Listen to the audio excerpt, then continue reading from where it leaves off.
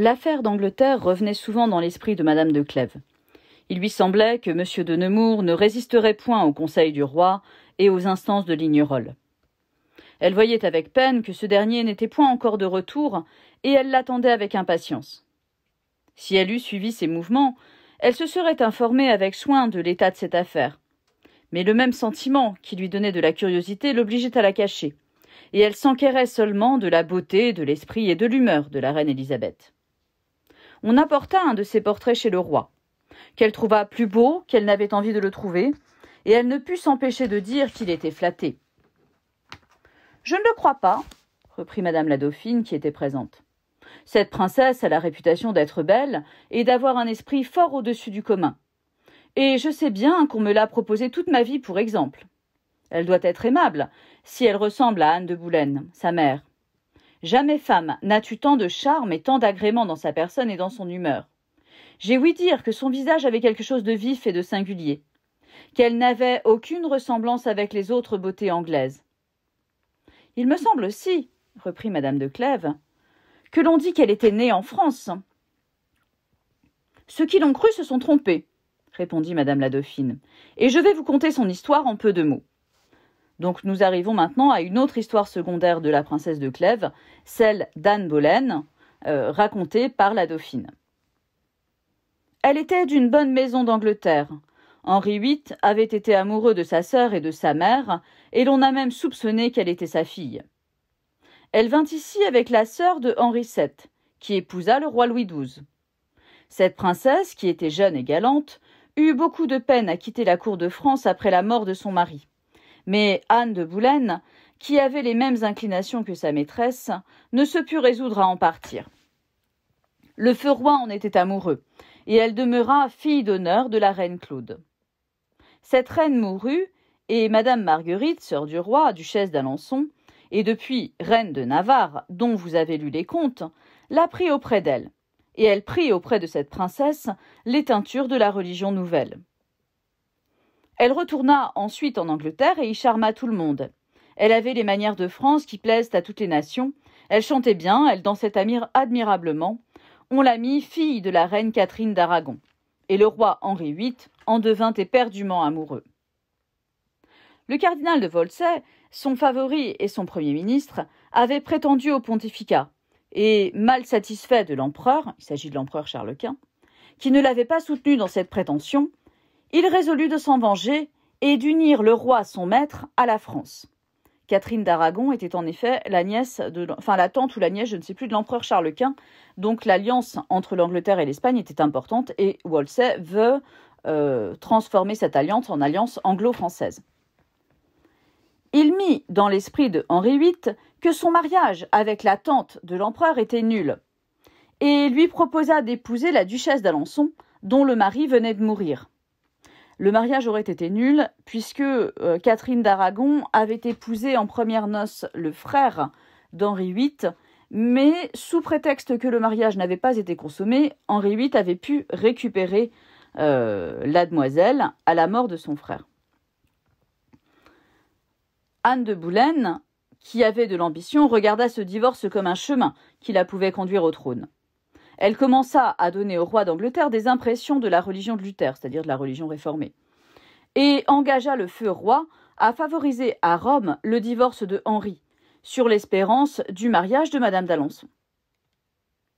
Le cardinal de Wolsey se fit députer en France sur d'autres prétextes pour traiter cette affaire, mais son maître ne put se résoudre à souffrir qu'on en fît seulement la proposition, et il lui envoya un ordre à Calais de ne point parler de ce mariage.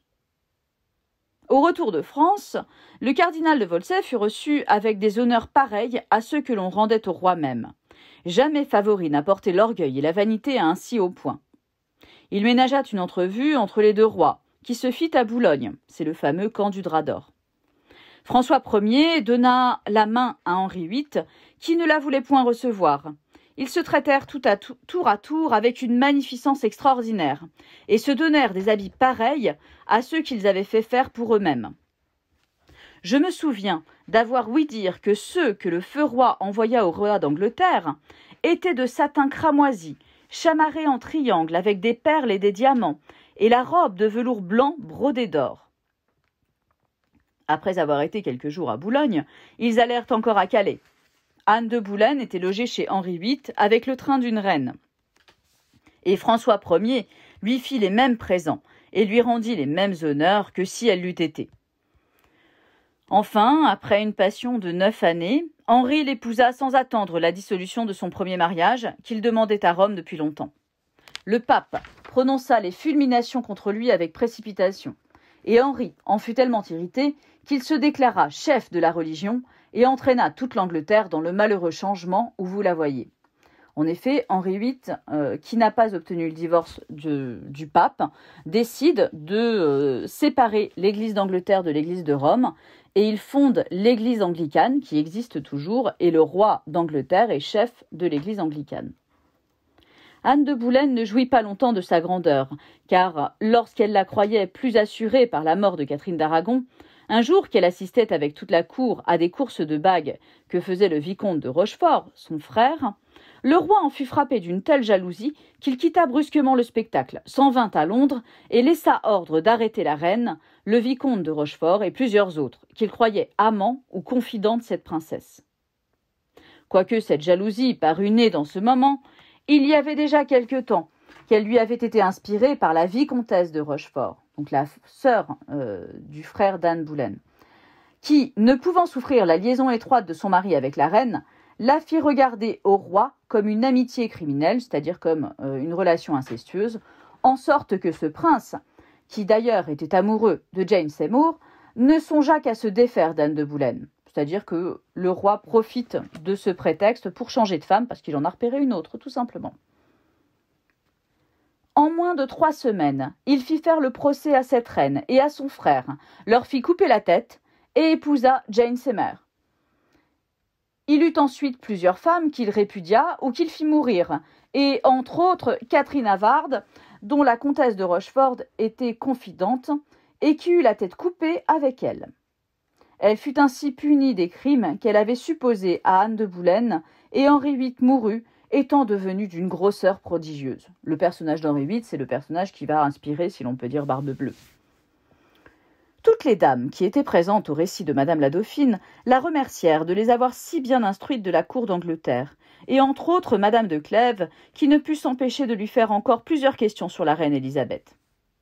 La reine Dauphine faisait faire des portraits en petit de toutes les belles personnes de la cour pour les envoyer à la reine sa mère. Le jour qu'on achevait celui de Madame de Clèves, Madame la Dauphine vint passer l'après-dîner chez elle. Monsieur de Nemours ne manqua pas de s'y trouver. Il ne laissait échapper aucune occasion de voir Madame de Clèves, sans laisser paraître néanmoins qu'il les chercha. C'est-à-dire il tombe toujours au bon moment où il y a Madame de Clèves quelque part. Elle était si belle ce jour-là qu'il en serait devenu amoureux quand il ne l'aurait pas été. Il n'osait pourtant avoir les yeux attachés sur elle pendant qu'on la peignait, et il craignait de laisser trop voir le plaisir qu'il avait à la regarder. Madame la Dauphine demanda à M. de Clèves un petit portrait qu'il avait de sa femme, pour le voir auprès de celui que l'on achevait. Tout le monde dit son sentiment de l'un et de l'autre, et Madame de Clèves ordonna au peintre de raccommoder quelque chose à la coiffure de celui que l'on venait d'apporter. Le peintre, pour lui obéir, ôta le portrait de la boîte où il était, et, après y avoir travaillé, il le remit sur la table. Il y avait longtemps que M. de Nemours souhaitait d'avoir le portrait de Madame de Clèves. Lorsqu'il vit celui qui était à M. de Clèves, il ne put résister à l'envie de le dérober à un mari qu'il croyait tendrement aimer. Et il pensa que, parmi tant de personnes qui étaient dans ce même lieu, il ne serait pas soupçonné plutôt qu'un autre. Donc M. de Nemours s'empare du portrait de Madame de Clèves, par jalousie tout simplement envers son mari et pour l'avoir pour lui. Madame la Dauphine était assise sur le lit et parlait bas à Madame de Clèves qui était debout devant elle. Madame de Clèves aperçut, par un des rideaux, qui n'était qu'à demi fermé, M. de Nemours, le dos contre la table, qui était au pied du lit, et elle vit que, sans tourner la tête, il prenait adroitement quelque chose sur cette table. Elle n'eut pas de peine à deviner que c'était son portrait. Et elle en fut si troublée que Madame la Dauphine remarqua qu'elle ne l'écoutait pas, et lui demanda tout haut ce qu'elle regardait. M. de Nemours se tourna à ces paroles. Il a vu qu'il s'était fait gauler. Il rencontra les yeux de Madame de Clèves, qui étaient encore attachés sur lui. Et il pensa qu'il n'était pas impossible qu'elle eût vu ce qu'il venait de faire. Madame de Clèves n'était pas peu embarrassée. La raison voulait qu'elle demandât son portrait, mais en le demandant publiquement, c'était apprendre à tout le monde les sentiments que ce prince avait pour elle. Et en lui demandant en particulier, c'était quasi l'engager à lui parler de sa passion. Concrètement, elle est coincée encore une fois. Enfin, elle jugea qu'il valait mieux lui laisser, et elle fut bien aise de lui accorder une faveur qu'elle lui pouvait faire sans qu'il sût même qu'elle la lui faisait. C'est-à-dire qu'elle est contente finalement qu'il ait volé son portrait, et comme ça, elle lui offre quelque chose sans que ça lui coûte grand-chose. Au niveau moral, j'entends. Monsieur de Nemours, qui remarquait son embarras, et qui en devinait quasi la cause, s'approcha d'elle et lui dit tout bas. « Si vous avez vu ce que j'ai osé faire, ayez la bonté, madame, de me laisser croire que vous l'ignorez. Je n'ose vous en demander davantage. » Et il se retira, après ces paroles, et n'attendit point sa réponse. Madame la dauphine sortit pour s'aller promener, suivie de toutes les dames, et monsieur de Nemours alla se refermer chez lui, ne pouvant soutenir en public la joie d'avoir un portrait de madame de Clèves. Il n'en peut plus. Il sentait tout ce que la passion peut faire sentir de plus agréable. Il aimait la plus aimable personne de la cour. Il s'en faisait aimer malgré elle, et il voyait dans toutes ses actions cette sorte de trouble et d'embarras que cause l'amour dans l'innocence de la première jeunesse. Le soir, on chercha ce portrait avec beaucoup de soin. Comme on trouvait la boîte où il devait être, l'on ne soupçonna point qu'il eût été dérobé. Et l'on crut qu'il était tombé par hasard. En effet, on pense que si on avait dû dérober le portrait, on aurait pris la boîte avec, qui était certainement une boîte de valeur. Monsieur de Clèves était affligé de cette perte, et après qu'on eut encore cherché inutilement, il dit à sa femme, mais d'une manière qui faisait voir qu'il ne le pensait pas, qu'elle avait sans doute quelque amant caché à qui elle avait donné ce portrait, ou qu'il avait dérobé, ou qu'un amant ne se serait pas contenté de la peinture sans la boîte. Ces paroles, quoique dites en riant, firent une vive impression dans l'esprit de madame de Clèves. Elles lui donnèrent des remords. Elle fit réflexion à la violence de l'inclination qui l'entraînait vers monsieur de Nemours. Elle trouva qu'elle n'était plus maîtresse de ses paroles et de son visage. Elle pensa que Lignerolles était revenu, qu'elle ne craignait plus l'affaire d'Angleterre, qu'elle n'avait plus de soupçons sur madame la dauphine, qu'enfin il n'y avait plus rien qui la pût défendre, et qu'il n'y avait de sûreté pour elle qu'en s'éloignant.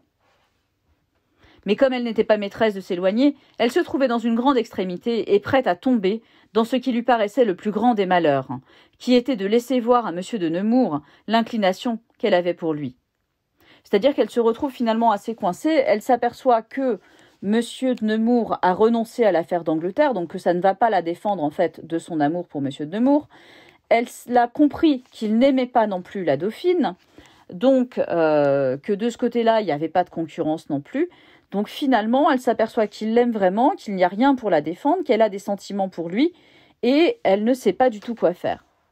Donc elle va rappeler le souvenir de madame de Chartres. Elle se souvenait de tout ce que madame de Chartres lui avait dit en mourant, et des conseils qu'elle lui avait donnés de prendre toutes sortes de partis, quelque difficiles qu'ils puissent être, plutôt que de s'embarquer dans une galanterie. Cela renvoie au dernier mot de madame de Chartres. Ce que monsieur de Clèves lui avait dit sur la sincérité en parlant de madame de Tournon lui revint dans l'esprit. Donc c'est la fameuse remarque disant qu'il aimerait que sa femme soit sincère avec lui. Il lui sembla qu'elle lui devait avouer l'inclination qu'elle avait pour monsieur de Nemours. Cette pensée l'occupa longtemps. Ensuite, elle fut étonnée de l'avoir eue. Elle y trouva de la folie et retomba dans l'embarras de ne savoir quel parti prendre. Donc elle envisage déjà à ce moment-là l'aveu à monsieur de Clèves, son mari.